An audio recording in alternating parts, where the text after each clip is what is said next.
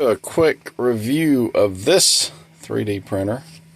I've got, I don't know, probably 10 or 15 3D printers. And I've got some big ones, some little ones, different ones. And I bought one of the first 3D printers I bought was the predecessor to this one. This is the Tina2S. And I had the Tina2, I think. But I bought the printer. It was like $110, I think, when I bought it. This one was $2 something. The one that I used to have is a little bit more expensive now, but I wanted to try this one and see how well it would work. I literally just got this printer, got it to the house, unpacked it, and in about 20 minutes, I'm printing some little test parts. I wanted to see how it would do. And so far, literally just started this print, and I'm impressed. It's working really well so far. So the first one that I had, it had noisy stepper motor, so you'd hear it. It was loud. One of the reasons I wanted one of these is after I got the first one, I actually gave the first one I had to somebody, and I kind of regretted doing it. I didn't realize how much I enjoyed using that little printer. I've got, SV04, I've got Ender 3s, I've got all these other types of printers, and they're all good, but 99.9% of the time, what I'm using a printer for is a small part. It's not a very big part. And I enjoy printing stuff when I want to, but my bedroom ended up kind of having a probably 6 or 7 3D printers in it, and it took up all of the room in my shop, or in my bedroom. So now I have since put a lot of my 3D printers in my shop, and I do not have one in my bedroom, but I've kind of missed sitting around at night and I want to print this one little doodad, this one little gadget. And again, 99.9% of what I print is smaller parts. They're not very big. What I've also noticed is the smaller parts are easier to, if you have a smaller 3D printer, that little tiny build plate right there is really easy to get level. It really doesn't take that much work. It's actually easier in general than any of the printers that I've got. This printer, if you're looking for a first 3D printer, I would highly recommend one of these printers. Now, this is the first one I've got of this exact one. And the first one that I bought, you see this little coupler right here? When I first got it, it didn't work. I couldn't make it work, couldn't get it to get to the build plate to save my life until I figured out that in shipping, this must have been thrown or dropped or whatever, and that spring part of that, so you can see the lines cut into that for relief, that whole thing stretched out. So I happen to have another one just like it that I'd been using for something else. I took it off, put a new one of those on it, and after that the thing printed great. I was actually about to return the thing, and I ended up not having to do that, which was actually worked out pretty good. So this one came with this little yellow thing right here. So they learned from that. That must have happened quite a bit, and they had a little retainer type deal that they had on that, so it kept it from stretching. That's the only part when it was shipping that really could move, and so obviously they figured that out, and they made a little cover to fix it.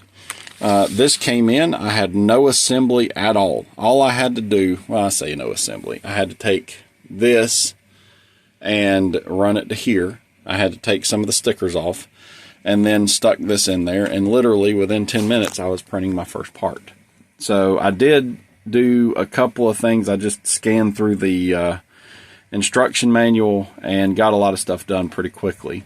It does say not to use any other software but their built-in software. And what I ended up doing is I just went to Cura and added that printer. So It said it would damage the printer if you use anything else, but you know, when I first got a Creality printer, I used their Creality software until I figured out that it was crappy, and Cura, everything was based on Cura anyway. So I use Cura for pretty much everything that I do. And, you know, so it does say you have to use their software that is I guess a clone of Cura, but you don't have to do that. So just so you know, I was able to print very quickly, very easily, adding the default profile from Cura built in. Didn't have to go looking for it or anything like that. It was just pretty much right there. So to be able to just sit this thing in here and get it started, and I'm in my little camper. It's literally sitting on my table in here just to mess with it. And what I love about this is it takes no room for this thing. There's zero space requirement for the most part. In a tiny little camper like this, I could stow this thing. It's all built together. There's really nothing that's going to get very hurt. And it came with styrofoam, and I'm thinking about keeping the styrofoam where I can just kind of cage it if I ever need to stick it somewhere. But I'm probably going to end up buying several of these. The small printer tends to print faster. You have less mass moving around generally. I like the way it levels the bed. I like the way it does everything. And, you know, generally speaking, it's got some pretty good bed adhesion right off the bat. It is working really well.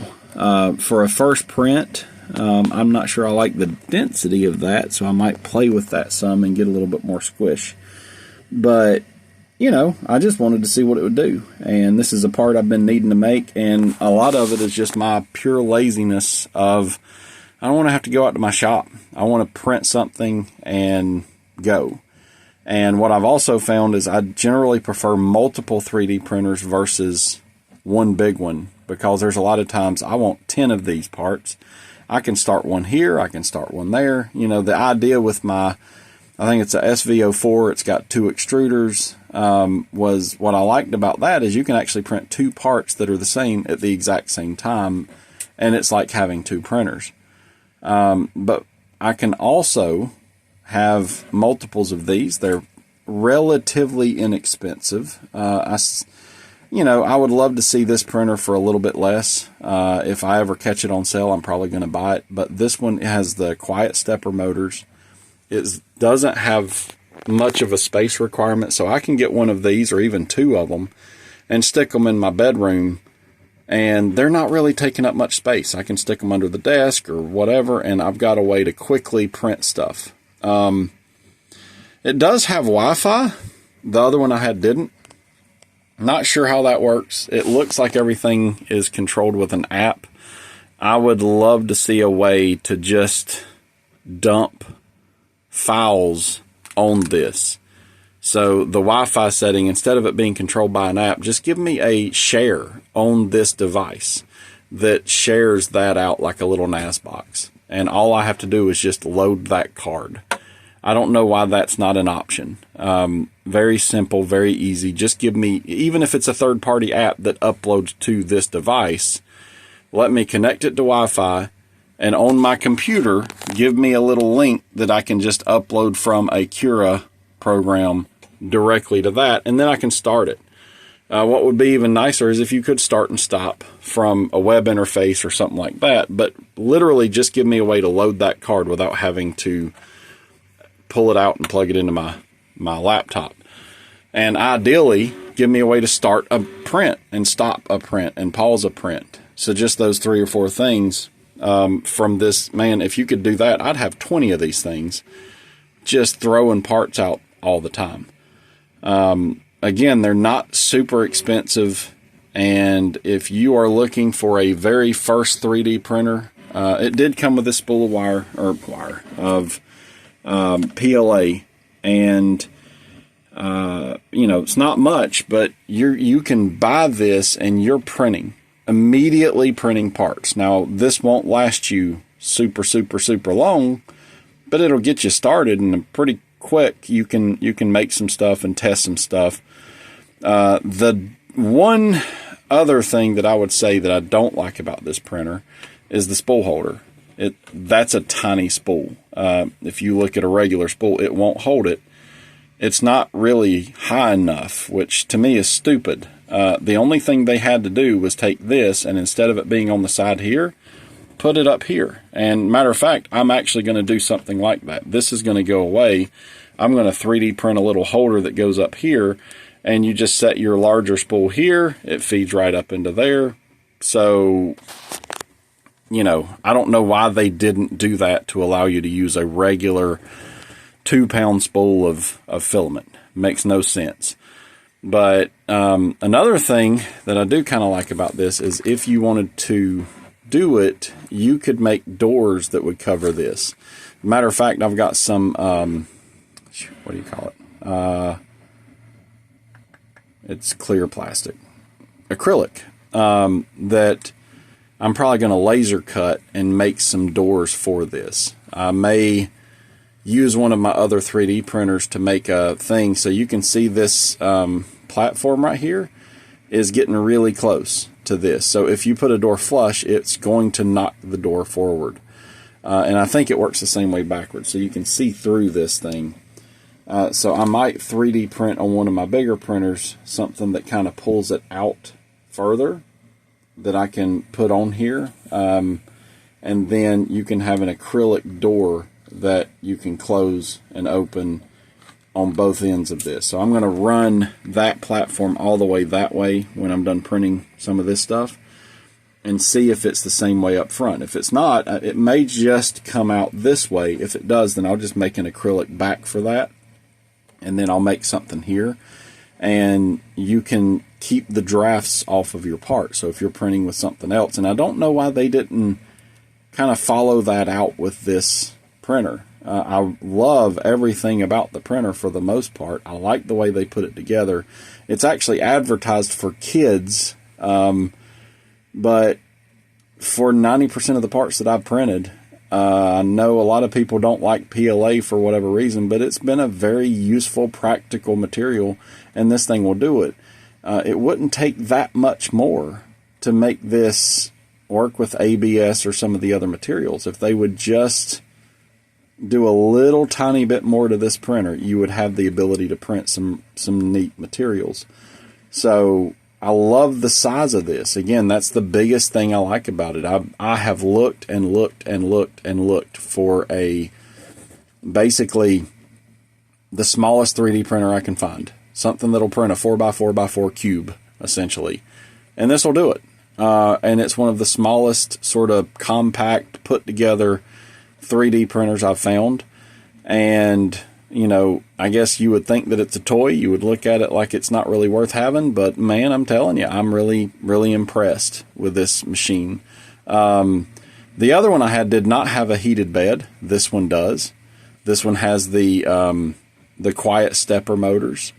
The other one was a magnetic build plate, which this one as well it is. So I really like that.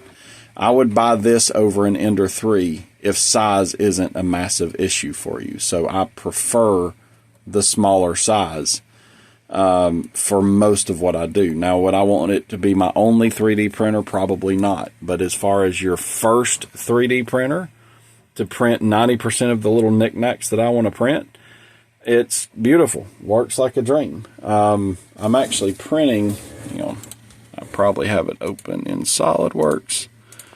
I'm printing this. This is a little DeWalt battery holder that I found online and modified quite a bit. And what I've done is I've made it where it will work with a DeWalt battery, but it will also work with a Hercules battery, which is the Tool Batteries Harbor Freight sells. So, you know, that battery right there would click right into it. And I had another battery in here somewhere, but I don't know where it went. So, nope, there's one of them right there. So, I did this one, I don't know, a while back and just never used it. And the idea was these holes were for a spade connector that you could just sort of glue in. And that works-ish but I don't really like the load carrying capacity of that. I'm going to get some copper or some kind of a steel that will carry the load a little bit better, so you've got a solid piece, and they will come through these. So I did some measuring and all that, and essentially these right here, you'll have an L-shaped piece of material that will come through here, and that will connect to the battery, so you can see where that's at. Part of the reason I'm doing that is I want to use these kind of batteries to power things like my home radios. Why not? I've already got them. I've got a ton of those batteries. Oh, there's one right there. So, you know, I can use these to power this, and I've even considered multiples. So you have, you know, a battery here and then another battery here that are both parallel connected that go into my home radio through a buck boost converter. So it'll take whatever voltage I put in, whether it be 20 volt or 12 volt, and my radio sees 13.8 volts. So the only thing I'm not sure about is, and I'm getting off topic of this thing, but how to tie them together without creating a problem. But for now, I can take one of these, throw in my, I don't know where I put it, but my little kit that has one of these radios in it, and I have a very quick and easy way to use some of the most common batteries out there, DeWalt or a Hercules, and power this radio portably, quickly. Most of the time in my truck, I've got a collection of these batteries for my power tools anyway, so I'm going to have most of these with me. I'll have them in multiple places, and you know, most people that do any kind of construction have DeWalt batteries, so they're going to be plentiful and they're going to be around. So why not? I don't see why I can't do that and it would work. So these are fairly low current draw anyway. And worst case, if your battery dies, you pop it out, you throw in another one, and you could charge one of these. I wish stupid Harbor Freight would come out with a 12 volt charger for these, an automotive style that'll run off of 12 volts that you can charge these batteries. Give me a 2-port 12 volt charger that'll go into my truck or my camper and allow me to charge these off of 12 volts so I can charge them with a solar panel or whatever. And that gives me a replaceable power source. I know that's not what they're looking at, that's made for drills. And even still, give me a 12 volt charger so I can use it with my drills. But for my purposes, that's a power source that I've got 30 of these batteries laying around so I can use them for multiple things. But you can hear this thing is pretty quiet. I could put this in my bedroom, run this thing at night, and I don't even hear it. Well, I would, I guess, a little bit, but the other one was so loud. I actually took it to work and had it running at one point, and my boss just about had a conniption fit because he couldn't stand the noise. It was absolutely driving him crazy. So naturally, I printed a bunch of more things all day long just to mess with him. But either way, just quick review of it. I like this printer. Another thing I do like about it is this is the power cord. It's a 12 volt power supply. So you could theoretically run this off of 12 volt power in this camper. I think you'd want something to keep it at 12 volts and not 13.8 or whatever it is. But again, that would be another one of those buck converters. And I've actually considered getting one of those and setting it up to where you could actually power this through those cords, but have a separate power port where that's 13.8 volts. But right now, I'm at 12.5, 12.6 volts. That's what's running all the stuff in here, but essentially give myself a different converter that will feed a strictly 12 volt line. So, you know, have down here somewhere one of these ports, and essentially right here I can see my voltage that's feeding this one, and it gives me, you know, USB-C power delivery, so I can literally charge my laptop from this this power thing here. So I can do that if I want to.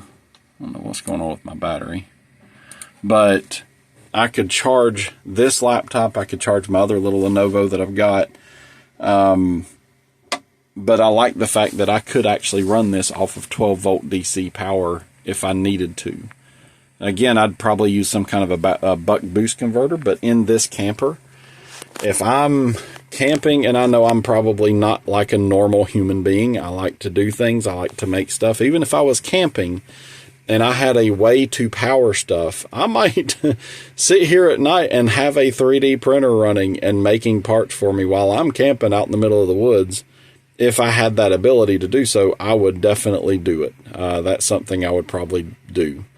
Making antenna parts, making all kinds of different things, having something like this gives me the ability to do that, and it doesn't take up a ton of space. If I want to make little insulators for my dipole antenna, if I want to make, you know, just about whatever I can think of, I can make it with this. Now, am I going to be able to make one of those little antenna wrappers with this machine? No, it's not quite big enough for that. But I could build housings for balans. I could build balans, whatever there are, ununs, all the different antenna things. But I can also do stuff like this and build myself a little battery thing out here in my shop. I can make stuff for my little UV5Rs over there out here in this little camper. You know, I've got a switch up there that I accidentally drilled the wrong size hole for, and the switch that I had ended up not working, so I had to stick one up there temporarily. Well, now I can 3D print a little housing that'll make that work. It'll make that little switch match up and work. I'm actually going to I've got a bunch of those switches, so I'm going to build a little housing that holds this switch where it's not like that, just kind of rigged up right now. But I'm also going to come over here and put me a row of switches. So one switch for my outdoor light that I'm going to put out here, another switch that would run, you know, like some kind of a light that's maybe mounted here or through here, another switch that would allow me to run a 12 volt fan that's going to be mounted there eventually. So I can walk into the camper, I can turn on my little outdoor light, I can turn on the interior light, so if it's dark and I walk in, I can flip it on, and I've got lights in here. And then over here, I'm going to probably do another set of switches that will turn on and off these. So if I'm going to sleep at night, that switch panel can be controlled over here as well. So going to sleep, this light's on and it's got the whole thing lit up. Instead of having to get up, come over here and flip a switch, I can come over here and flip the switch and it just disables whatever this is. So, you know, I'll have this to do that. Also, this one's got a little light on it, so you can actually see inside of it. You can see a little LED light, which I really like that as well. The other one didn't have that. But really nice little 3D printer.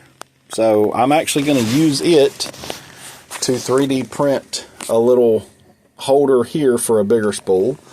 I'm probably going to 3D print a handle that will screw onto this so I can just grab the thing, pick it up, and move it relatively easily. And I even thought about putting something like that where you can actually use a battery to run this thing if you were doing a quick print where it's literally completely battery powered. Now it's going to pull a lot of heat, so I'm not sure a battery would do that. I'm going to actually figure out what kind of amperage that I'm pulling, but that can't be pulling a lot of amps. That's literally 12 volts running through a tiny wire. So excuse me, I would think that with that wire size and what you're pulling into this as far as energy, maybe you could have one or two of these batteries or the bigger battery like that, and you could take that one and possibly run a 2-hour print off of this thing. I don't know. That's probably far-fetched, and I like to tinker with stuff, so I'm weird that way. But you can see the size of it. Again, if you are just looking at, I want to get into 3D printing and play around with some stuff, this would be a good thing to get. Get one of these, get yourself a little laser engraver, and get yourself one of those little mini routers that they sell on Amazon, and you've got yourself a little shop that you can make all kinds of neat stuff. Maybe not the biggest stuff, but you can use this to make stuff for your router. You can use this to make stuff for other stuff, and it'll get you started. And then if you want a bigger printer, what you've learned on this printer will translate to that printer. So you get a lot of benefits with something like this, and you've already printed some stuff, you've already learned. But for 200 and something bucks, I don't remember, maybe it was 250, I don't remember. This is, so far, I'm really impressed. Now, this is literally my first print on the printer, but to me, that speaks volumes. When I got my, I think it was an Ender 3S something Pro, S1 Pro, something like that. It was my very first 3D printer. It was over $500. Got it home, got it unpacked, and I was printing within a couple hours. Had to put it together, didn't know anything about 3D printing, printed a rabbit, I think, was the very first thing I printed.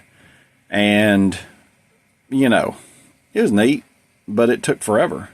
If I had to go back, this would be the first one I would buy. I wish the one that I gave to somebody that I think they ended up throwing it in the trash, I wish I still had that printer. But from now on, after seeing the features that this one has, that it came with, it is worth the extra money to get this one if you can. If you can't, get the $160 previous version of it, and it's a good printer. Don't try to go to sleep with it in your bedroom printing or something like that. It's going to be aggravating. It's noisy. Never really bothered me, but I don't care. I just hear something, my little robot building a part for me. But my kids used to absolutely go crazy because it's like, Dad, we can't sleep. Your stupid printer kept us up all night. And they were, you know, in a different bedroom across the house. So, but this one is quiet enough. I could run this in my office in the house. I could run it in my bedroom, and I could go right to sleep. You can turn that light on or off, by the way. One of the things I generally do with all my 3D printers, if I have them in my house, is I make a little thing that just a little plastic piece that sits over their displays like that. And that light doesn't really bother me at night. So that's kind of nice. I would love to see them come up with a direct drive version of this, where you could, instead of it being on the side, just have a little hanger that you could have that feed it directly down into a direct drive deal. But really, the Bowden tube stuff seems to work really well, and I don't really have a ton of complaints. I'd like to see something like this that you could fully enclose. That would be kind of nice. And I would even pay $300 for another version of this that has a few of those features included. So give me a spool holder that's up here. Give me a LAN version of this card so I can just drop files in it and hit print. Give me an enclosed, which you're almost there. You're 90% there. Deal. You can give me a head that can print up to 300 degrees so I can print ABS or whatever. I'm honestly, I've never actually printed ABS, so whatever that is required, but give me this printer that will print ABS if I want it to. An enclosed printer where I can, you know, hook a little exhaust fan up to it or something and run the fumes outside and sit this in my house and print stuff. So, but anyway, that's my little quick, dirty review of this printer after having it for a total of about 50 minutes at this point, maybe. I don't know. Just got it in the mail today. Got it set up to print, and there it is. So, buy it. It's a good little printer. Have a good one.